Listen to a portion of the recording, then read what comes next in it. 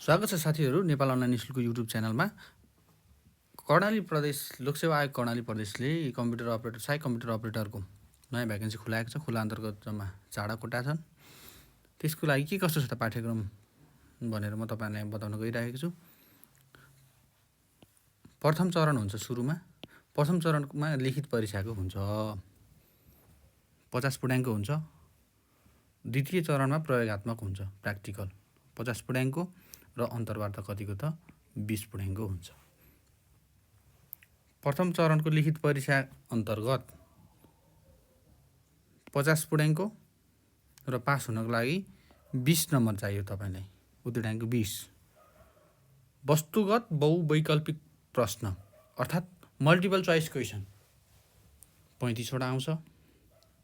1 अङ्कको जम्मा 35 अङ्क भयो भने छोटो उत्तर लेख्नु पर्ने प्रश्न सर्ट एन्सर 3 वटा प्रश्न आउँछ। 5 अङ्कको कति 15। यो 35 र 15 ले कति भयो त जम्मा 50 पुर्णाङ्कको लिखित परीक्षा हुन्छ। जम्मा कति समयमा 45 मिनेटमा तपाईहरुले सल्भ गरिसक्नु पर्ने हुन्छ।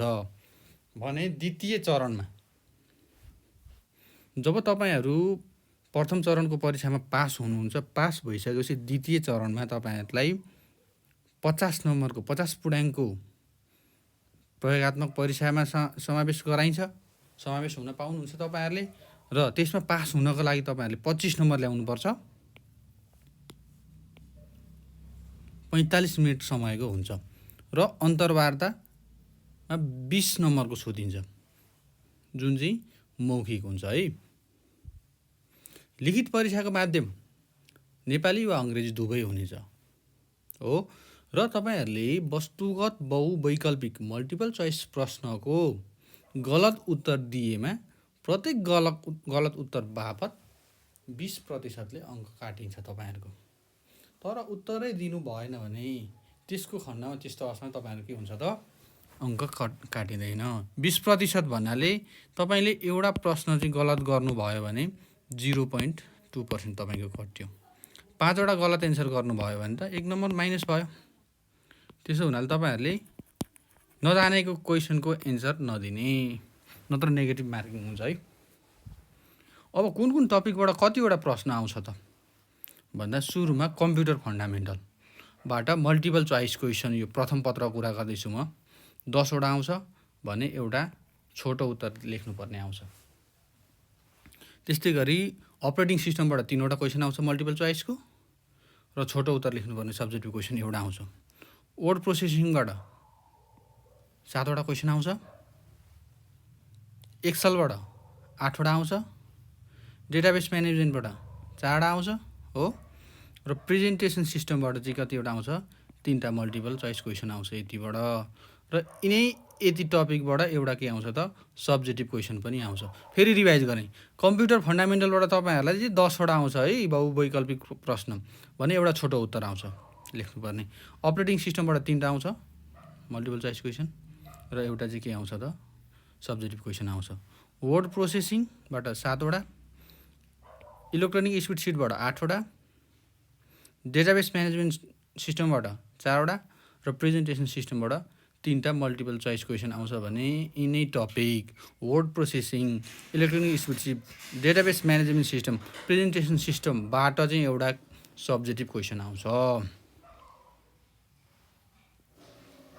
अब त्यो अघि त मैले तपाईहरुलाई पहिलो चरणको भने। अब यो दोस्रो चरणमा के हुन्छ त यदि तपाईहरु प्रथम चरणको परीक्षामा पास हुनुभयो भने मात्रै दोस्रो चरणको प्र्याक्टिकल परीक्षामा सहभागी हुन पाउनुहुन्छ। त्यसको लागि सुरुमा युनिकोड है नेपाली युनिकोड टाइपिङबाट एउटा क्वेशन आउँछ 15 नम्बरको जुन 10 मिनेट समय दिइन्छ तपाईहरुलाई भने। अर्को छ इंग्लिश टाइपिङ एउटा प्रश्न आउँछ 5 नम्बरको 5 मिनेट हुन्छ समय पनि। अपरेटिङ सिस्टमबाट एउटा आउँछ प्रश्न 3 नम्बरको हो। वर्ड प्रोसेसिङबाट एउटा आउँछ 10 नम्बरको। इलेक्ट्रोनिक स्प्रेडसिटबाट एउटा आउँछ 10 नम्बरको। डेटाबेस म्यानेजमेन्ट सिस्टमबाट एउटा आउँछ 4 नम्बरको। प्रेजेन्टेसन सिस्टमबाट कतिवटा आउँछ त प्रश्न एउटा आउँछ 3 नम्बरको हो।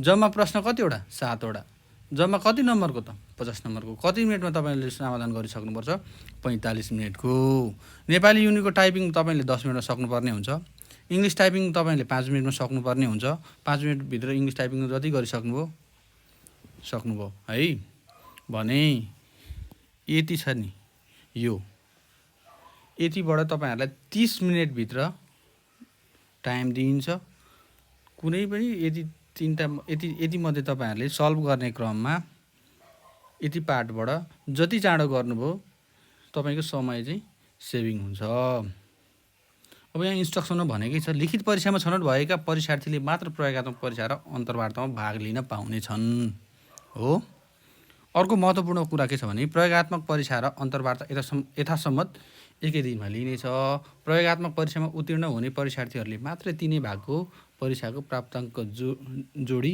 योग्यता क्रम अनुसार परीक्षाफल प्रकाशित गरिनेछ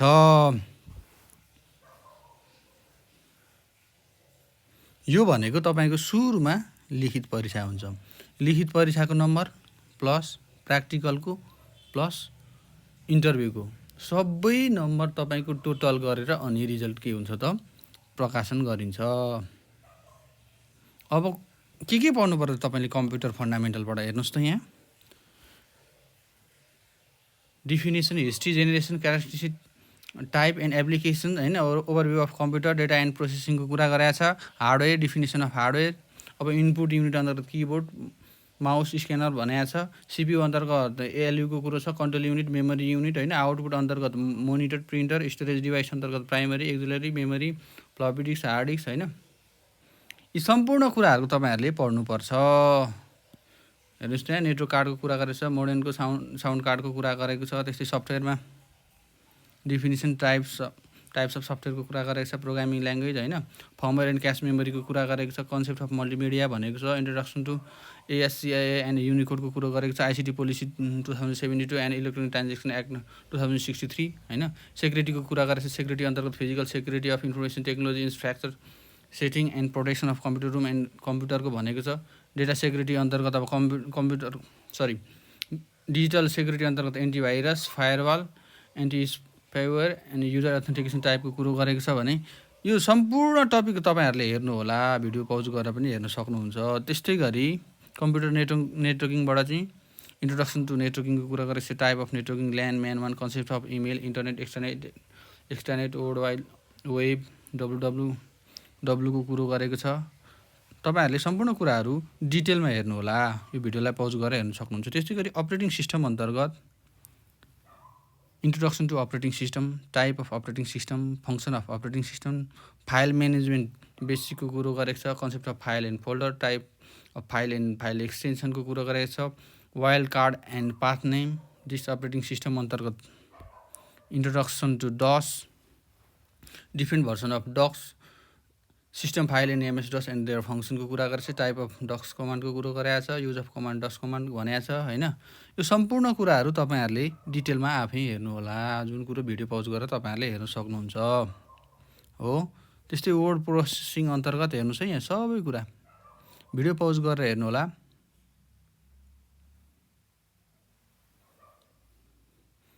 र अलिक महत्त्वपूर्ण यहाँ तल छ म तपाईलाई भन्दिन्छु महत्त्वपूर्ण कुरा माइक्रोसफ्ट एक्सेल अन्तर्गत इलेक्ट्रोनिक स्प्रेडसिट अन्तर्गत यी कुराहरू छन् भिडियो पज गरेर हेर्न सक्नुहुन्छ यो डेटाबेस अन्तर्गत यी कुराहरूबाट क्वेसन सोधिनेछ भने प्रेजेन्टेसन सिस्टमबाट यति छ यो कुरा साथीहरु तपाईहरु आफै पनि हेर्न सक्नुहुन्छ हो र क्वेसनको प्याटर्न के कस्तो हुनेछ भन्दाखेरि मल्टिपल चोइस क्वेसन हुन्छ चारवटा मध्ये एउटा तपाईहरुले अब त्यो कुनै पनि एउटा क्वेसनको के हुन्छ त मल्टिपल चोइस क्वेसन सोधिन्छ बेस्ट एन्सरलाई छान्नुपर्ने हुन्छ यदि गलत उत्तर दिए बापत तपाईहरुको 0.2 अथवा 20% नेगेटिभ मार्किङ हुन्छ हो भने अब सर्ट एन्सर क्वेसन यस्तो छ यो हेर्नु होला यो प्र्याक्टिकलको लागि यहाँ अघि माथि पनि भनेको छु युनिकोड टाइपिङबाट 15 अङ्कको आउँछ 10 मिनेट समय दिइन्छ कम्तीमा 400 शब्दहरू भएको नेपाली टेक्स्ट दिइनेछ भने इंग्लिश टाइपिङ 5 अङ्कको हुन्छ 5 मिनेट समय हुन्छ है भने प्रयोगात्मक परीक्षा अन्तर्गत यस्तो दिन्छ अपरेटिङ सिस्टमको यी कुराहरू छन् साथीहरु अब तपाईहरुलाई अर्को बुझ्नै पर्ने कुरा के छ भने अब कसले दिन पाउँछ त यो लोकसेवा आयोगको कम्प्युटर अपरेटरको एक्जाम भन्दाखेरि यहाँनेरि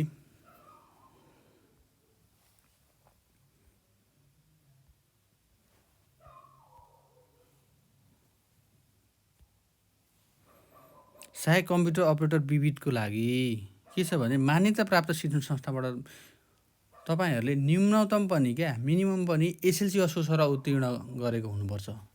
पहिलो क्राइटेरिया है यो, किनभने सहायक कम्प्युटर अपरेटर हो, त्यसको लागि एसएलसी मिनिमम गरेको हुनुपर्यो, जुनसुकै सब्जेक्टबाट गरे पनि हो।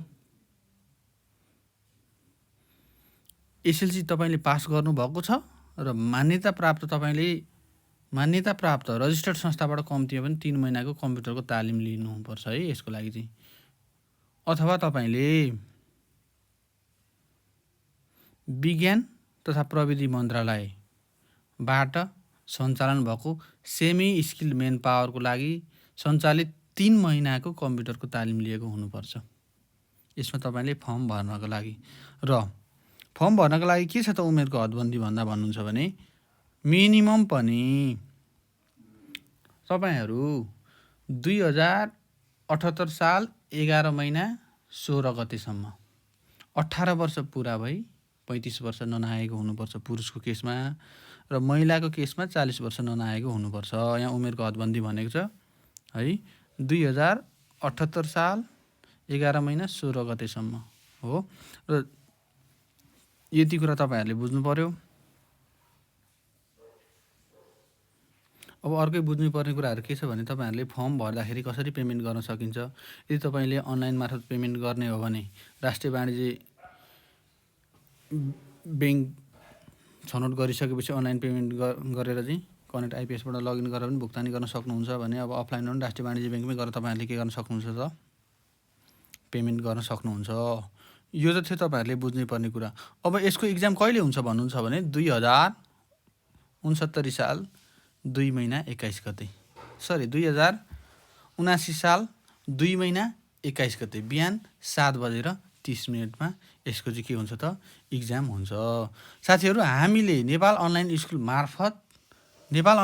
मार्फत कम्प्युटर अपरेटर संघ तथा प्रदेशको कर्णाली प्रदेशको सहायक कम्प्युटर अपरेटर र संघको कम्प्युटर अपरेटरको क्लास गराइरहेका छौं।